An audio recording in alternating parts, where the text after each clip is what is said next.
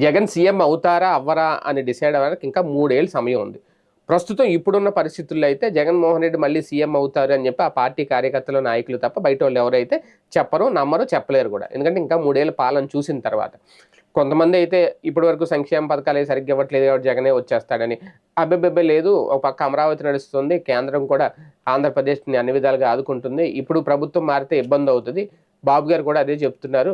అస్తమాట్లు మీరు వైకుంఠపాళి గేమ్స్ ఆడొద్దంటున్నారు. అందుకని మారదు అనేది కొంతమంది. ఎవరి వెర్షన్స్ వాళ్ళకుంటాయి. లాస్ట్ మినిట్ వరకు ఎవరు చెప్పలేం. ఒక్కొక్కసారి ఎగ్జిట్ పోల్స్‌ను కూడా తారుమారు చేసే ఫలితాలు రావచ్చు. అది పక్కన పెడితే, ఈ సాయికృష్ణ కేసు వ్యవహారానికి సంబంధించి నిజంగా 3 ఏళ్ల తర్వాత జగన్మోహన్ రెడ్డి సీఎం అయితే అప్పటి వరకు కూడా ఈ సీఏ నాగరాజు ఎవరైతే ఉన్నారో ఆయన క్షేమంగా ఉంటే ఆయనకి ఆయన డ్యూటీలోనే ఉంటే, లేదు ఈ రాష్ట్రంలోనే ఉంటే, ఖచ్చితంగా ఆయన గనక అప్రూవర్‌గా మారితే అసలు విషయాలు బయటకొస్తాయనేది ఒక వర్గం చెప్తున్న మాట. ఏంటి అసలు విషయాలు? నిజంగా లాకప్ డెత్ జరిగిందా?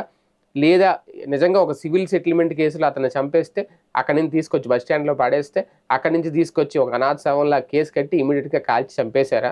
బూడిద చేశారా శ్మశానంలో? ఇవన్నీ ఇప్పుడు ఆరోపణలు మాత్రమే. ఇందులో ఏది వాస్తవం ఎవరు నిర్ధారించలేరు.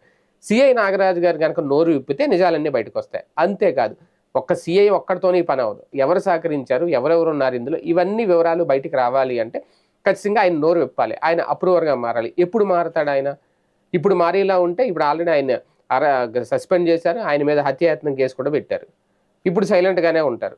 తర్వాత మారతా అప్పుడు గనక ఖచ్చితంగా అసలు నిజాలు బయటకొస్తాయని. ఇది ఎప్పుడు తేలాలి? ఇప్పట్లో ఏమన్నా తేలుతుందా? ఒక మిరాకిల్ జరిగి లేదంటే 3 ఏళ్ళు ఆగాల దీనికి కూడా. అప్పుడు తెలియాలి.